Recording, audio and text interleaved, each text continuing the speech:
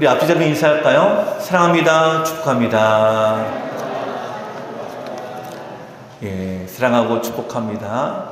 예, 다시 한번 저에게 오시는 모든 성도 여러분들, 또 명절과 연휴를 맞이해서 함께 예배드리는 모든 주의 자녀들과 우리 모든 주의 식구들 위해 하나님의 은혜와 평강이 함께 하기를 간절히 소망을 드립니다. 미국 경제지 포브스라고 하는 경제지가 있는데요. 여기서 여러분 질문을 했습니다. 미국 역사상 가장 최고의 갑부가 과연 누구냐? 역사상입니다. 지금이 아니라 역사상 가장 최고의 갑부가 그럼 누구라고 생각되십니까? 예, 스탠더드 오일 창업가인 존 데이비스 록펠러라고 합니다. 처음 들어보시나요? 예, 이분이요 1937년에 사망하셨는데요. 그의 재산을 이제 현재 가치로 환산하면 무려 빌 게이츠의 3배가 넘는 재산이 보유했다라고 얘기합니다. 예, 이 정도가 별로 놀라지도 않으시죠? 예, 뭐 그 정도는 뭐 누구나 갖고 있는, 예, 하나님의 은혜 안에 다 갖고 있지 않습니까? 그러니까 사람들이 놀라는 거예요. 아, 이렇게 큰 부자였었나 싶을 정도입니다. 근데 이 록펠러가요, 다른 사람이 하지 못한 3가지 기적을 이루었다라고 소개하는데요. 첫 번째는 역사상 가장 가난한 가정에 태어났지만 가장 부유한 자가 됐다라는 거예요. 여러분, 이분은요 빈민가에서 태어났습니다. 격리 사원으로 시작했어요. 근데 53세에 세계 최고 부자로 올라간 사람입니다. 대단하죠. 두 번째입니다. 또 역사상 가장 많은 돈을 다른 사람에게 기부했기도 했습니다. 이 록펠러가 자기의 재산 중의 일부를 시카고 대학교를 설립하는 데 큰 도움을 주었습니다. 특히 록펠러의 자선 기관은요 수십 년이 지난 지금도 운영이 되고 지금도 성실하게 그 일들을 감당하고 있다고 합니다. 지금까지 해놓은 거를 딱 생각해 보면 엄청난 많은 기부를 한 거겠죠. 세 번째입니다. 98세까지 장수하면서요 치아가 하나도 썩지 않을 정도로 건강하게 살았다는 거예요. 그리고 98세가 될 때까지 이빨 하나 상하지 않았다. 여러분, 부럽지 않으신가요?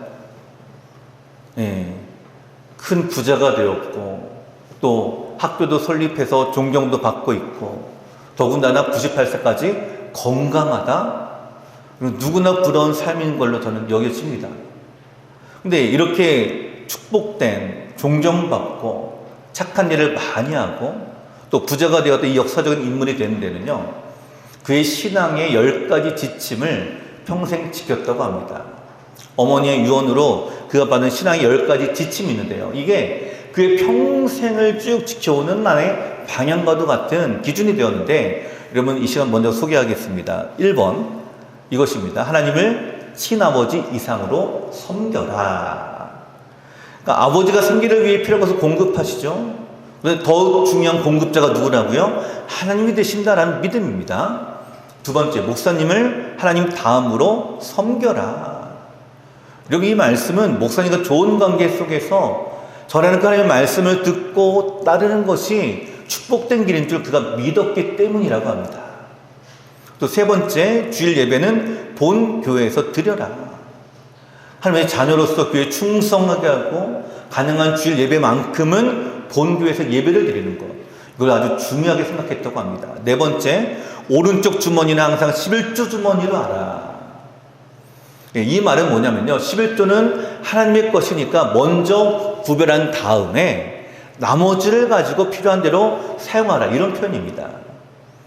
다섯 번째, 아무도 원수로 만들지 말라. 다른 사람과의 관계가 좋지 않으면 여러분 사람들이 거리를 두겠죠. 그럼 일마다 방해 요소가 될 수 있다고 생각을 했기 때문입니다. 더군다나 예수님 말씀하시죠. 서로 사랑하라. 그래서 원수로 만들지 않았다고 합니다. 자, 6번째입니다. 아침에 목표를 세우고 기도하라. 아침에 모든 일을 시작하기 전에 먼저 하나님께 맡기고 하나님께 기도를 했고요. 7번째, 잠자리에 들기 전 하루를 반성하고 기도했다고 합니다. 알게 모르게 오늘 하루 지었던 죄가 있다면 빨리 회개하고 또 죄로 인한 어려움과 고통을 피하는 것이 형통의 길로 여겼다라는 거예요. 8번째입니다. 아침에는 꼭 하나님의 말씀을 읽어라. 항상 말씀을 들으는 시간을 가졌고요. 9번째, 남을 도울 수 있으면 힘껏 도우라. 도와줄 일에 대해 절대로 그가 인색하지 않았다고 합니다. 10번째입니다. 예배 시간에 항상 앞에 앉으라. 예배 드리고 말씀 듣는 이 일에 누구보다도 앞장서려고 노력했다라고 합니다. 자, 여러분, 이 10가지를 잘 지키면 누구와 같이 산다고요? 록펠러와 같이 살 수 있다라고 지금 얘기하고 있는 거예요. 자, 여러분 어떠십니까?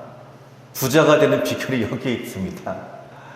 록펠러와 같이 미국의 가장 큰 부자이자 존경받고 장수를 누렸던 이 사람. 근데 여러분 이 말씀들 잘 한번 생각해 보십시오.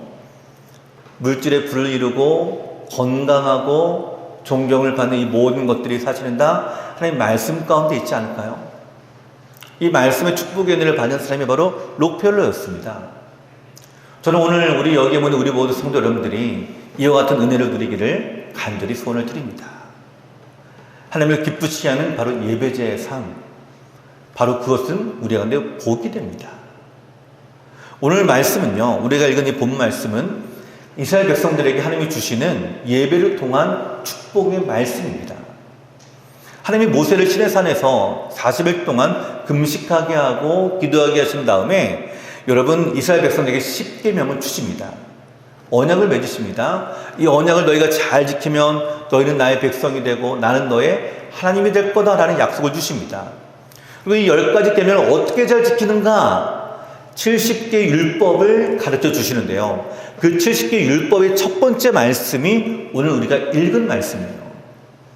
그러니까 10계명을 우리가 어떻게 잘 지킬까? 이거를 이제 쭉 설명한 율법의 70개의 요약이 이제 20장 22절부터 쭉 나오는데요.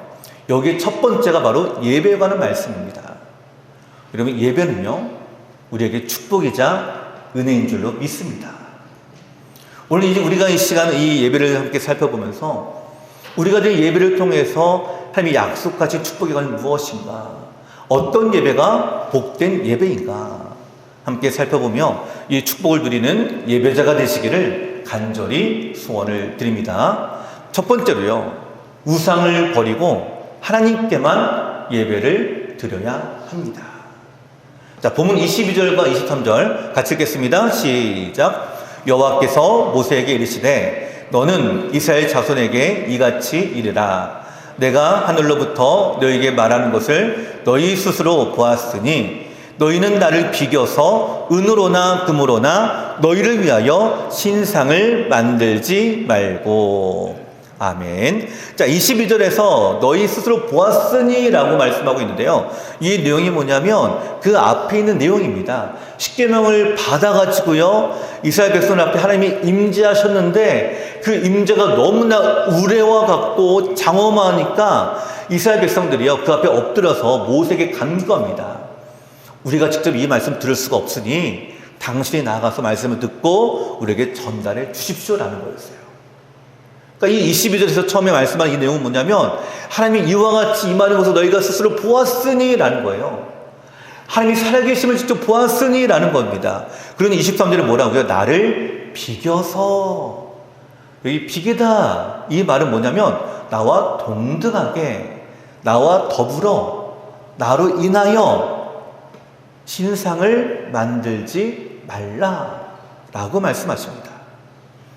이 23절 현대의 성경에서 이렇게 기록했습니다. 너희는 나와 견주기 위해서 은이나 금으로 신상을 만들지 말아라. 뭐 하기 위해서요? 견주기 위해서. 견주기 위해서 만들지 말라라고 말씀합니다.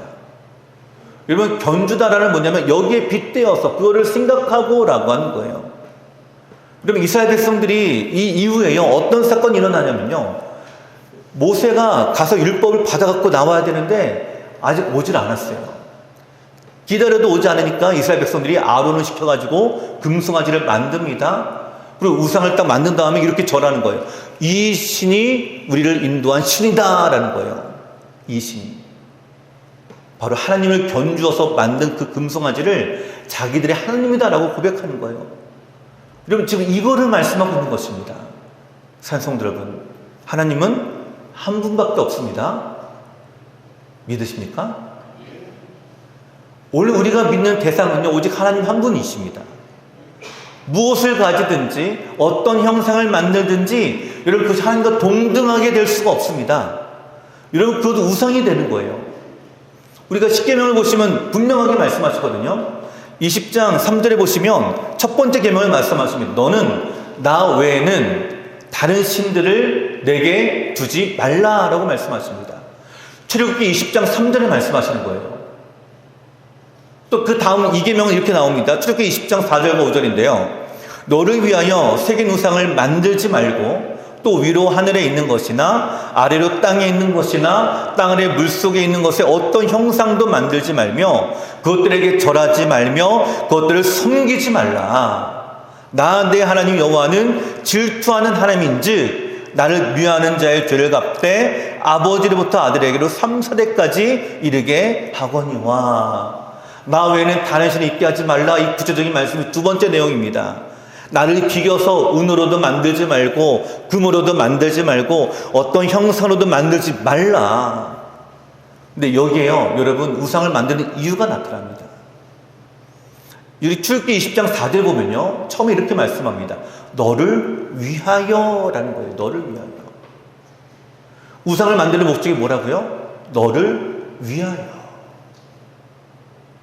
이스라엘 백성의 아론에게도 동일하게 말씀합니다. 그들의 금 귀걸이 또 금 목걸이를 가지고 아론에게 다 던져주면서 너는 우리를 위하여 만들라라는 거였어요. 우상은요, 나를 위해서 만들어집니다. 나를 위해서 살아가다 보면 우상은 저절로 만들어지는 게 우상이에요. 여러분 가만히 한번 생각해 보십시오. 나에게 우상이 건 무엇인가? 여러분 이 우상이요, 우리에게 돈이 될 수도 있습니다. 어떤 분에게 명예예요. 어떤 분은 권세입니다. 어떤 분에게 자녀예요. 세상의 인간적인 어떤 것도요, 하나님 앞에 내세우면 그것이 우상이에요. 근데 하나님을 우리가 생각하지 않고 나를 생각하게 되면 뭘 만든다고요? 우상을 만들게 됩니다. 그러기에 뭐라고요? 내가 의지했던 모든 것들을 다 내려놓아라. 만들지 말고 만들었던 모든 우상들 다 내려놓고 오직 하나님만 섬겨라. 하나님만 바라보아라. 하나님 믿고 나아가면 어떻게 된다고 우리에게 은혜를 주신다라고 말씀합니다. 출애굽기 23장 24절에 이렇게 말씀합니다. 너는 그들의 신을 경배하지 말며 섬기지 말며 그들의 행위를 본받지 말고 그것들을 다 깨트리며 그들의 주상을 부수고 내 하나님 여호와를 섬기라. 그리하면 여호와가 너희의 양식과 물에 복을 내리고 너희 중에서 병을 제하리니 내 나라에 낙태하는 자가 없고 임신하지 못하는 자가 없을 것이라. 내가 너의 날수를 채우리라. 아멘. 어떻게 하면요? 우상을 다 깨트리고 여호와를 섬기라. 여러분 여호와를 섬기라는 말씀은 예배를 잘 드리라는 말씀입니다. 예배를 잘 드리면 뭐라고요? 양식과 복을 주실 것이요. 병을 제할 것이요. 내 날수가 채워질 것이다. 여러분 누가 생각이 나시나요? 아까 제가 소개해드렸던 록펠러가 생각이 안 나십니까? 그가 이뤘던 세 가지 기적, 그가 격리사원을 시작했었던 그 경력이 큰 부자의 CEO가 되는 것처럼 양식과 물에 하나님의 복을 내려주셨습니다. 98세까지 아프지 않고 건강하게 살았어요. 병을 제하게 하십니다. 날수를 채워주십니다. 그럼 여기 한 가지 질문이 있죠. 내가 이렇게 잘 예배를 드리는데 왜 나에게 이런 은혜를 안 주십니까? 여러분 그 안에 우리의 우상이 있는지 살펴보셔야 되는 거예요. 오늘 나의 우상은 무엇인가? 그걸 먼저 깨트리라 라고 말씀합니다. 그것이 내 물질이면 물질을 깨트려야 되시고요. 내 자녀면 자녀를 깨트려야 됩니다. 그리고 하나님께 나아가는 거예요. 어떻게 해요? 예배를 잘 드리는 겁니다. 예배를 잘 드리면 이런 은혜를 주시겠다라고 말씀합니다. 여러분, 예배를 잘 드린다 이 말씀이요, 이 예배 시간에 우리가 10분 전에 나와서 예배를 드리고 이 예배 시간을 지키는 것, 이건 우리가 주 앞에 드리는 우리의 마음 자세 기본입니다. 정말로 예배 잘 드리는 것은 어떤 거냐? 우리는 우상들을 다 깨트리는 것입니다. 내가 가지고 있는 모든 것들이 다 주님의 것인 줄 믿고 우상을 깨트리는 것. 여러분, 우리 자신을 먼저 깊이 묵상해 보십시오. 우리 안에 어떤 우상들이 서져 있는가? 여러분, 그 우상들을 깨트리지 않으면 하나님이 기뻐하시는 예배자가 될 수 없습니다. 또한 깨트렸다 할지라도요, 그것이 끝이 아니에요. 끝까지 그 믿음 지키셔야 되는 거예요. 끝까지. 여호수아 24장 20절에 이렇게 말씀하십니다. 만일 너희가 여호와를 버리고 이방신들을 섬기면 너희에게 복을 내리신 후에라도 돌이켜 너희에게 재앙을 내리시고 너희를 멸하시리라 하니. 자, 이 말씀 한번 잘 보시기 바랍니다. 아직 띄워주세요. 이 말씀 잘 보시면요, 너희가 여호와를 버리고 이방신들을 섬기면 너희에게 복을 내리신 후에라도 라고 말씀하고 있죠. 이 말씀 뭐냐면, 그 이전에 우상을 내가 제거하고 내가 예배를 잘 들어서 하나님께 내가 은혜를 받았어요, 내가 복을 받은 걸 얘기합니다. 내가 그렇게 복받은 사람이 되었다 할지라도 여호와를 버리고 이방신들을 내가 섬기게 되면 내가 다시 너에게 재앙을 내리고 너희를 멸하겠다 이 말씀이에요. 그러니까 복을 내리실 후에라도요, 우리가 우상을 버리지 아니하면, 하나님을 떠나게 되면 어떻게 된다고요? 다시 재앙을 내리겠다라고 말씀하십니다. 이렇게 종교개혁가 마틴 루터는 우리에게 이렇게 권면합니다. 인간은 하나님이 아니면 우상을 섬긴다. 중립은 없다 라고 선언해요. 양쪽을 우리가 다 걸치는 중립은 결코 없다. 성경도 말씀하고 있지 않습니까? 한 종이 두 주인을 섬길 수 없듯이 마틴 루터가 우리 가운데 이렇게 권면합니다. 하나님이 아니면 우상을 섬긴다. 자, 사랑하는 성도 여러분, 예배를 잘 드리시기 바랍니다. 예배를 잘 드리는 게 뭐라고요? 하나님만을 섬기는 거예요. 하나님만을 예배하는 거예요. 하나님만을 갈망하는 거예요. 그러면 하나님이 그 모든 것들을 다 공유하고 계시고 함께하고 계시고 주관하시니까 우리에게 그 은혜를 베풀어 주시는 은혜를 주신다라는 거예요. 오늘 이 은혜가 우리 안에 임하게 되기를 간절히 소망합니다. 우리 하나님께 예배를 잘 드려서, 온전한 예배를 드려서 하나님을 기쁘시게 하는 귀한 예배자가 되어서 여러분 록펠러와 같이 주의 축복의 사람이 되는 우리 성도 여러분 되시기를 간절히 축원을 드립니다. 두 번째로요, 하나님께 토단을 쌓는 믿음으로 드리는 예배가 복된 예배입니다. 자, 본문 24절 말씀 같이 읽겠습니다. 24절입니다. 시작. 너에게 토단을 쌓고 그 위에 내 양과 소로 내 번제와 화목제를 드리라. 내가 내 이름을 기념하게 하는 모든 곳에서 내게 임하여 복을 주리라. 아멘. 여기 토단이라는 말이 나오는데요, 이 토단은 하나님께 제물을 바치는 제단을 말합니다. 제단. 내가 하나님께 제사를 드리기 위해서 단을 쌓아 나가는 거죠.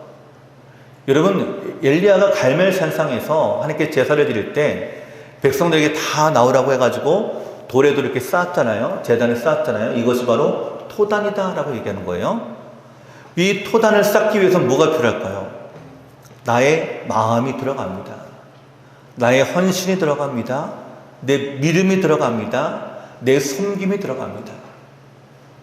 여러분 상상해 보시기 바랍니다. 그 토단을 쌓기 위해서 돌을 하나하나 이제 올려놓을 때 그냥 올려놓을까요? 하나님께 예배하는 마음으로 준비해야 되지 않을까요? 제물을 바치기 전입니다. 먼저 토단을 쌓아 나가는 것. 내가 예배드릴 준비가 되어 있는가? 내가 주님께 제물을 바칠 준비가 되어 있는가? 이거를 먼저 우리 가운데 말씀하시는 거예요. 토단을 쌓는 믿음으로 나아가는 걸 얘기하는 것입니다. 여러분, 재물을 아무리 많이 바친다 하더라도요, 토단이 있지 않으면요, 온전한 제사가 될 수가 없습니다. 이 말은 반대로 얘기하면요, 하나님께서 기뻐하시는 재물을 우리가 올려드릴 때에, 즉 토단, 제단 위에 올려져야만 가능하다라는 거예요. 자, 사랑하는 성도 여러분, 여러분의 제단은 어디에 있습니까? 우리가 주일 예배를 드릴 때에 마찬가지입니다. 그럼 이 주일 예배를 드릴 때 여러분이 이렇게 헌금 가지고 나와서 예물을 올려드리죠. 이 예물은 성경에서 재물을 얘기한다라고 한다면, 여러분 이 재물을 어디에 올려놓으라고요? 토단 위에 올려놓으라. 토단을 쌓고 그 위에 번제와 화목제를 드리라. 우리가 일상에서, 일주일 동안의 삶 속에서 우리가 주일을 준비하기 위해서 내 신앙, 내 믿음, 내가 주 앞에 드려질 그 수많은 정성들을 하나하나 쌓아 나가면서 준비한 그 믿음의 토단 위에다가 여러분의 예물과 경배와 찬양을 올려 드리십시오. 이것이 주님이 기뻐하시는 예배의 모습입니다. 그리고 이 토단만 쌓는다고 될까요? 아닙니다. 그 위에 우리가 주 앞에 나아갈 영광이 있습니다. 우리가 주께 드릴 것이 있습니다. 그래서 빈손으로 나오지 마라라는 거예요. 정성을 다해서 자신의 형편에 맞게 하나님이 주신 축복의 은혜대로 소나 양이나 염소나 비둘기 중에서 자신의 형편에 맞게 하나님께 제사를 드리는 것, 예배를 드리는 것. 여러분, 오늘 우리가 이 믿음과 신앙으로 나가야 될 줄로 믿습니다. 역대상 16장 29절 이렇게 말씀합니다. 여호와의 이름에 합당한 영광을 그에게 돌릴지어다. 제물을 들고 그 앞에 들어갈지어다. 아름답고 거룩한 곳으로 여호와께 경배할지어다. 아멘. 여러분의 예배의 자리가 토단을 쌓아나가고 그 위에 여러분이 드리는 예물이 올려지게 될 때에 하나님은 기쁘시게 하는 예배가 되는 줄로 믿습니다. 여러분, 그렇게 예배를 드릴 때 하나님의 은혜를 안 주시나 한번 시험해 보십시오. 말라기 3장 10절에 우리가 이렇게 권면합니다. 만군의 여호와가 이르노라. 너희의 온전한 11조를 창고에 들여 나의 집에 양식이 있게 하고 그곳으로 나를 시험하여 내가 하늘의 문을 열고 너에게 복을 쌓을 곳이 없도록 붙지 아니하나 보라. 아까 록펠러가 자기 신앙의 지침에 자기의 오른쪽 주머니를 뭘로 했다고요? 11조의 주머니로 만들었다고 했잖아요. 이것만큼은 주님의 것이니까 주께 드리는 것입니다. 믿음으로 토단을 쌓고 그 토단 위에 제물을 올려드리며 하나님께 온전한 영광을 올려드린 예배를 그가 드렸기에 여러분 이와 같은 복을 주신 거예요. 쌓을 곳이 없도록 부어주신 거예요. 이게 바로 믿음입니다. 여러분, 우리가 예배가 잘 드려진다는 것은 이걸 얘기하는 거예요. 여러분, 제사가 잘 드려지는 것, 예배가 잘 드려지는 것, 말씀대로 순종해 나가는 것을 얘기하는 것입니다. 그리고 하나님 말씀에 주의 깊게 둘러보시기 바랍니다. 이 말씀을 깊이 묵상해 보시기 바랍니다. 어떤 핑계도요, 어떤 조건도 있을 수가 없습니다. 하나님의 것은 반드시 하나님께 드리고 바쳐줘야 됩니다. 이게 예배를 잘 드리는 모습이에요. 그리고 어떻게 된다고요? 차고 넘치는, 쌓을 곳이 없도록 부어주겠다라고 말씀하세요. 예배는 하나님이 우리에게 주신 것에 대해서 감사함으로 나아가고 이 감사를 드릴 때에 하나님 우리 가운데 더 많은 것으로 채워주십니다. 이게 계속 반복되는 거예요. 이게. 그러니 예배가 어떻게 될까요? 기대가 되는 예배고요. 은혜가 되고요. 예배가 너무나 즐겁고 기쁜 거예요. 내가 하나님께 드리니까 하나님께 더 많은 것을 나에게 주시고 더 많은 것을 주셨기에 내가 또 드리니까 또 더 많은 것을 주시고 이게 예배 안에서 자꾸 이루어지는 거예요. 그러니 하나님이 얼마나 기뻐하시겠습니까? 자, 사랑하는 성도 여러분, 예배의 자리가 복된 자리인 줄로 저는 믿습니다. 영국의 유명한 정치가 윌리엄 글래드스톤이요, 무려 4차례에 걸쳐서 영국의 총리를 지낸 영국의 재상인데요. 이 위대한 인물이었던 글래드스톤이 이렇게 말합니다. 나에게는 예배석이 대영 제국의 수상석보다 더 존귀하다. 여러분, 지금 예배드린 이 자리가 오늘날로 따지면 저 대통령실에 있는 대통령의 그 좌석보다도 더 존귀하다. 여러분 그렇게 느껴지십니까? 안 느껴지시죠?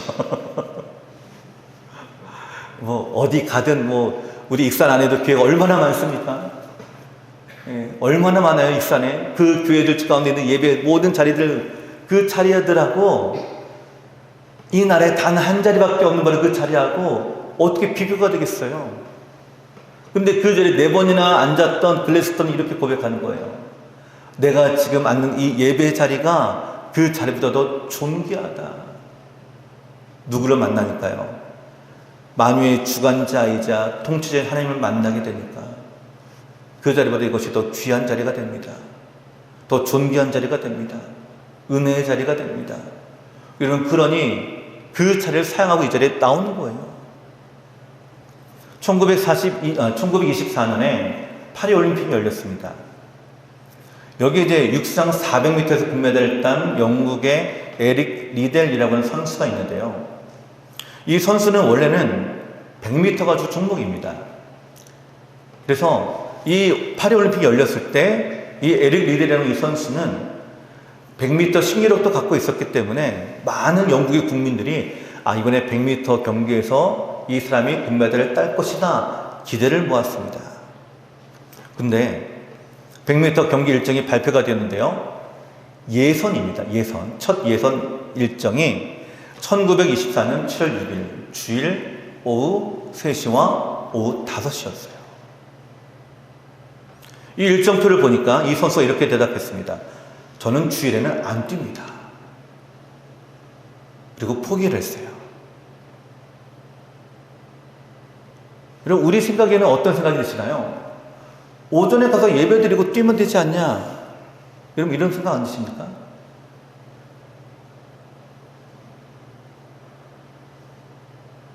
예, 오전에도 컨디션 조절 잘해가지고 경기 뛰어야 될까요? 우리 생각에 적어도 믿음이 있다라고 한다면 이렇게 얘기합니다. 그래도 오전에는 주일 예배 드리고 오후에 가서 뛰면 되지 않냐. 근데 이 사람은요 그것이 아니라고 하는 거예요. 아무리 옆에서 설득을 해도 통하지가 않았습니다. 결국 100m 주전을 포기했어요. 결승전도 아니었어요. 예선전이었는데 포기했습니다. 영국 언론이요 난리가 났습니다. 편협하고 옹졸한 신앙을 소매 끝에 달고 다니는 신앙심과 깊은 척하는 위선자, 조국의 명예를 버린 위선자, 온갖 비난을 쏟아 부었습니다. 그럼에도 이 에릭은요 평소와 다를 바 없이 주일에 교회 가서 예배를 드렸습니다. 자, 이렇게 금메달이 확실되던 100m 경기를 포기했던 이 에릭이 근데 기대도 하지 않았던 400m에서요 금메달을 땄습니다. 세상이 놀란 이유는 다른 데 있어요. 금메달을 따기는 땄는데 어떻게 따냐? 세계 신기록으로 땄어요. 기대도 안 했는데 그저 후보 선수였는데 인터뷰를 했습니다. 그 금메달 딴 이유가 어디 있었는가? 이제 언론은 금메달 땄으니까 이제 태도가 전환이 됐겠죠. 그래서 그를 칭찬하고 또 그를 추스게 세우며 인터뷰했는데 이분이 이렇게 얘기하는 거예요. 100m는 내 힘으로 뛰었고 나머지 300m는 하나님이 뛰어주셨다. 이거를 인터뷰상에서 이렇게 고백했다고 합니다. 이 이야기가 영화로 만들어진 것이 불의 전차라고 하는 영화입니다. 여러분 이 영화는 아카데미 작품상까지 받은 영화인데요. 근데 이 영화의 마지막 장면에 이런 말이 나옵니다. 그는 위대한 지도자나 사상가는 아니었지만 그리고 뛰어난 목사나 신학자도 아니지만 그는 신앙인의 원칙을 지킨 사람이었다. 그는 인생에서 무엇을 해야 하는지를 분명히 알고 산 사람이었다. 예, 화면 한번 띄워주시겠어요? PPT. 예. 그는 위대한 지도자나 사상가는 아니었습니다. 뛰어난 목사도 아니었어요. 목회자도 아닙니다. 신학자도 아닙니다. 근데 뭘 지켰다고요? 신앙인의 원칙을 지켰다.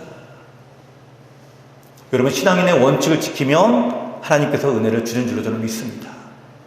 근데 중요한 게 뭘까? 이 원칙이 안 지켜지는 게 문제인 거예요. 원칙이 자꾸만 변합니다. 상황에 따라서. 이럴 때는 내 신앙이 이렇게 바뀌고 저럴 때는 내 신앙이 저렇게 바뀌어요. 여러분, 이거는요, 사실 죄송합니다. 신앙이 아니에요. 믿음이 아닙니다. 이런 믿음으로 예배를 드리는 걸 하나님이 기뻐하실까요? 아니에요. 인생에서 무엇을 해야 되는지 분명히 알고 산 사람이 바로 이 에릭 리델이었다라는 것을 얘기하면서요, 오늘 인생에서 무엇을 해야 되느냐, 무엇을 가장 중요하게 여기냐, 나의 우선순위가 무엇이냐 물어보고 계십니다. 오늘 그 우선순위가 예배가 되고 하나님이 되기를 간절히 소망합니다. 여러분, 이게 믿음이라고 말씀할 수가 있는 거예요. 이게 믿음입니다. 내 안에 다른 어떤 것보다 하나님이 우선이 되는 것, 제일 우선시 되는 것, 그런 예배를 드려서 이 하나님의 축복의 은혜를 받는 여러분이 되기를 간절히 소원을 드립니다. 세 번째로, 그러기에 이렇게 말씀합니다. 하나님의 이름을 기념하는 예배가 복된 예배입니다. 자, 24절 다시 한번 읽어보실까요? 오늘 본문 24절 시작. 내게 토단을 쌓고 그 위에 내 양과 소로 내 번제와 화목제를 드리라. 내가 내 이름을 기념하게 하는 모든 곳에서 내게 임하여 복을 주리라. 여기 여호와의 이름을 기념하게 하는 곳은, 이건 여호와의 이름을 부르고 그 하나님께 영광을 돌리며 그분을 생각한다라는 것입니다. 하나님을 생각하며 예배를 드린다라는 걸 얘기하는 거예요. 열왕기상 3장에 보시면 제사로 하나님께 큰 축복을 받는 인물이 등장합니다. 바로 솔로몬이에요. 여러분, 솔로몬이 1000번째 제사를 드렸다 잘 알고 계시죠? 이 1000번제가 1000번의 제사, 1번부터 시작해서 1000번까지 예배를 드렸다, 이런 예배가 아니라 1000마리의 제물을 하나님께 드린 제사입니다. 근데 1000마리의 제물을 드리는 것도 상당한 시간과 힘과 노력이 필요해요. 근데 이런 예배를 드린 솔로몬에게 하나님이 임재하십니다. 그리고 물어보세요. 내가 너에게 무엇을 줄까? 넌 나에게 구하라. 근데 솔로몬이 무엇을 구합니까? 자기의 부를 구하지 않습니다.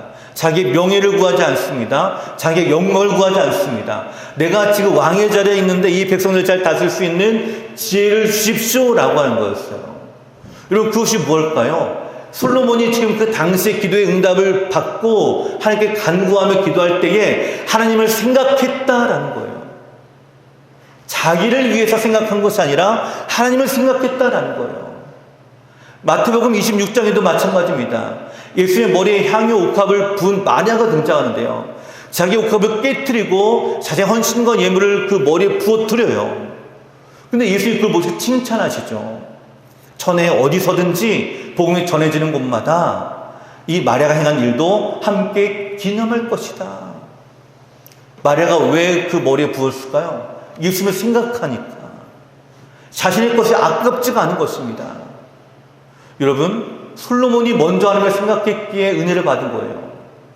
마리아가 예수를 먼저 깊이 생각했기에 그의 행한 모든 것들이 기념이 되는 것이었습니다.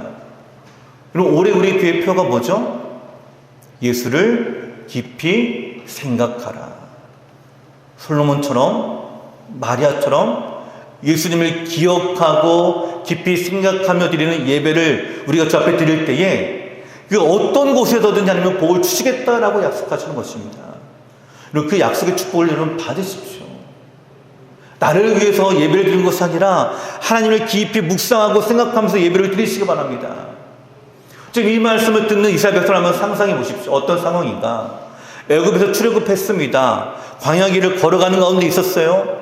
뒤에서 애굽의 군대가 쫓아오는 가운데에 앞에는 홍해가 놓여져 있었습니다. 그 절체절명의 순간에 하나님의 놀라운 기적의 역사를 일으키셨죠. 홍해를 가르시고 그 사이를 지나가게 하셨습니다. 근데 중요한 건요, 그 다음이에요. 그 다음의 인생이 행복하냐 꽃길이냐 아니었어요. 광야입니다. 3일 만에 이들이 물이 없다고 하는 게 원망했던 인생이에요. 메마른 길뿐입니다. 양식도 없습니다. 그늘도 없습니다. 한 시간도 하나님이 도우지 않으면 살 수 없는 길이 이 나그네 길이었어요. 그렇게 하루하루 겨우겨우 버티다 어디로 왔다고요? 시내산에 도착한 거예요. 그 신의 산을 하나님의 임재를 경험합니다. 구름이 빽빽하게 임하고 우리와 같은 소리가 들리고 하나님의 임재가 임하는 것을 이들이 지금 보았던 거예요. 그리고 이것이 바로 예배라는 거예요. 월요일부터 토요일까지 우리의 일상이 광야길을 살아가는 것처럼 삭막하고 메마르고 빡빡한 나의 일상을 겨우겨우 견디다 주일날 주님 앞에 나와 그 주님의 임재가 우리 안에 임하게 되고 그 주님의 영광이 내 안에 나타나게 되고 그것이 바로 예배의 자리라고 하는 거예요. 그러게 이 예배의 자리가 어떤 자리입니까? 복된 자리가 될 수밖에 없어요. 하나님이 채워주시기에, 복을 주시기에, 이런 복을 주시겠다라고 말씀하시면서 하나님은요, 그의 인생에게 먹을 양식을 주십니다. 물을 주십니다. 아프지 않게 하십니다. 이들의 인생 길 동안 옷이 헤어지지 않게 하셨습니다. 구름기둥과 불기둥으로 인도하시고 지켜주십니다. 이게 바로 예배 자리를 통한 축복된 성도의 삶의 모습이에요. 자, 사랑하는 성도 여러분, 나그네 인생의 길을 사느라 힘드시고 어려우시죠? 광야와 같은 길을 걷고 가시느라 많이 애쓰시고 많이 마음이 상한 줄로 압니다. 그 마음을 가지고요, 여러분 신의 산으로 나아가십시오. 그 마음을 가지고 주의 임재 앞에 나아가십시오. 그럼 진정한 복이 뭘까요? 하나님의 은혜를 내가 받아서 내 마음이 회복되고 치유되고 새 힘을 얻어나가는 것이에요. 열린교회 김남준 목사님이요, 예배의 감격에 빠져라라는 책을 쓰셨는데요, 이 책에 청교도 신학자인 클락슨의 글을 인용했습니다. 이런 글을 인용했어요. 한번 보시기 바랍니다.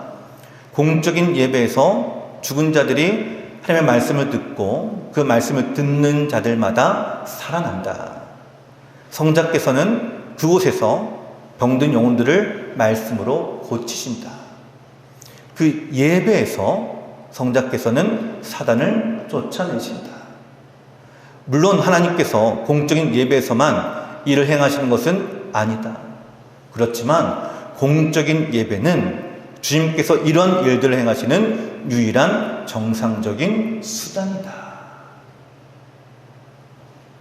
여러분, 어디 다른 데 가서 어디 봉고침, 또 은혜, 은사 이런 걸 말하지 마십시오. 물론 거기 없다고 얘기하는 것은 아니에요. 근데 이 클락슨의 이 글 한번 보십시오. 김남준 목사님이 그 책에 그렇게 이 글을 인용하면서요, 이렇게 말씀하시는 거예요. 예배가 이만큼, 공예배가 이만큼 우리가 주는 은혜와 복이 가득한데 공예배 때 누리는 은혜를 우리가 너무 모른다라고 말씀하시는 거예요. 공예배가 어떤 예배입니까? 바로 지금 이 시간입니다. 바로 지금 이 시간. 이 시간이 어떤 시간이라고요? 내가 하나님의 말씀을 들으면 내 영혼이 살아나는 시간. 병든 영혼들이 말씀을 들으며 고침을 받는 시간. 성자께서 사탄을 쫓아내는 시간.